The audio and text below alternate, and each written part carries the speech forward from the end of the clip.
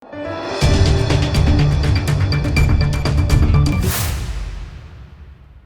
દર્શક મિત્રો, આપ જોઈ રહ્યા છો લોકમૈત્રી ન્યૂઝ. હું છું એન્કર અર્પિતા પટેલ. હવે જોઈએ અગત્યના સમાચાર.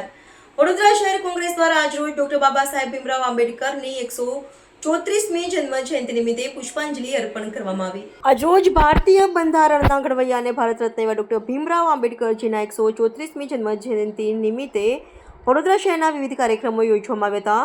વડોદરાના સયાજી બાગમાં ડોક્ટર ભીમરાવ આંબેડકરજી અપમાનિત થયા બાદ રાતવાસો કર્યો હતો. તે સ્થળને સંકલ્પ ભૂમિ તરીકે વિકસાવવામાં આવ્યું છે. આજે ડોક્ટર બાબા સાહેબ આંબેડકરની 134મી જન્મજયંતિ નિમિત્તે વિવિધ પદયાત્રા યોજવામાં આવી હતી. વિવિધ સંગઠનોએ આજના દિવસે બંધારણના ઘડવૈયા અને ભારત રત્ન એવા ડોક્ટર બાબા સાહેબને શ્રદ્ધાસુમન અર્પણ કર્યા હતા.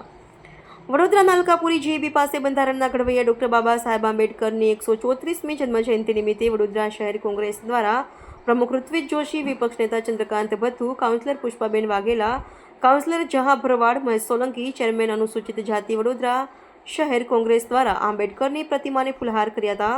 તેમજ તમામ કોંગ્રેસ પરિવારજનો, હોદ્દેદારો તથા સામાજિક સંગઠનો દ્વારા પુષ્પાંજલિ અર્પણ કરી હતી.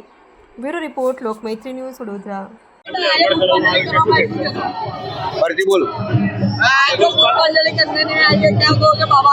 हिंदी में बोलना है. આજે બાબા સાહેબ ભીમરાવ આંબેડકરની જન્મજયંતિ છે.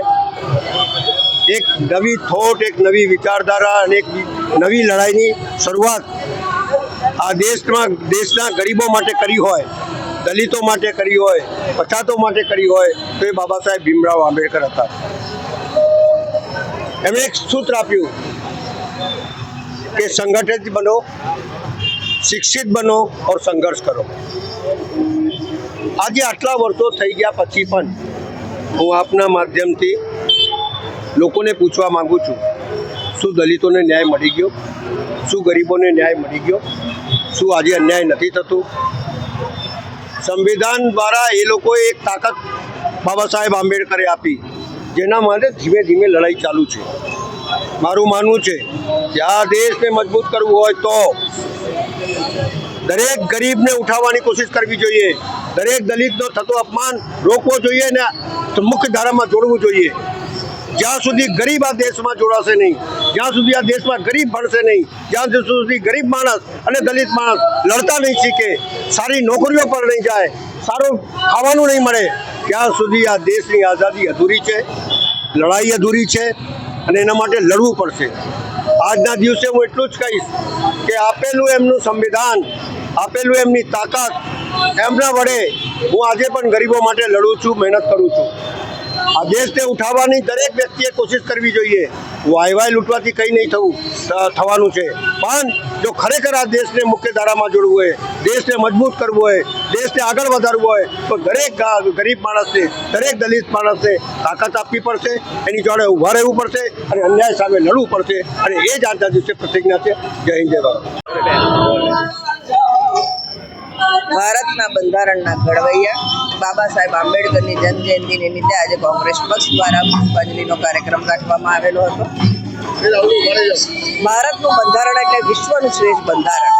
એમાં તમામ લોકોને, સ્ત્રી હોય, પુરુષ હોય, કોઈ બી જાતિ હોય, કોઈ બી ધર્મ હોય, તમામને એક અધિકાર આપેલા છે, સમાન હક્કો આપેલા છે. એ બંધારણની સામે અત્યારે ચેલેન્જીસ ઊભી થઈ છે અને બદલવાની ચેષ્ટા થઈ રહી છે. ત્યારે આ બંધારણને બચાવવાનો પ્રણ લઈને એને સાથે જે બી કરવાનું હોય કરી છૂટીને બંધારણનું રક્ષણ કરવું આપણો પરમ ધર્મ થાય છે. એ સંકલ્પ કરીને આજે એમને સાચી શ્રદ્ધાંજલિ અર્પણ કરવી જોઈએ. ખાસ કરીને વડોદરાવાસીઓ જેમને બરોડામાંથી ડૉક્ટર ભીમરાવ આંબેડકર જેવી મહાન હસ્તી ભારત વર્ષ માટે એમને આખું જિંદગી લોકોના ઉત્થાન માટે નિર્વાહ કર્યું. એ વડોદરા શહેરના નાગરિકોએ ડૉક્ટર ભીમરાવ આંબેડકરને જે બંધારણ છે એને બચાવવા માટે એક થઈ અને તેમને સાચી શ્રદ્ધાંજલિ. લોકમૈત્રી ન્યૂઝ સાથે જોડાયેલા રહેવા અમારા યુટ્યુબ ચેનલને સબસ્ક્રાઇબ કરી ફેસબુક અને ઇન્સ્ટાગ્રામ પેજને લાઇક અને શેર કરો.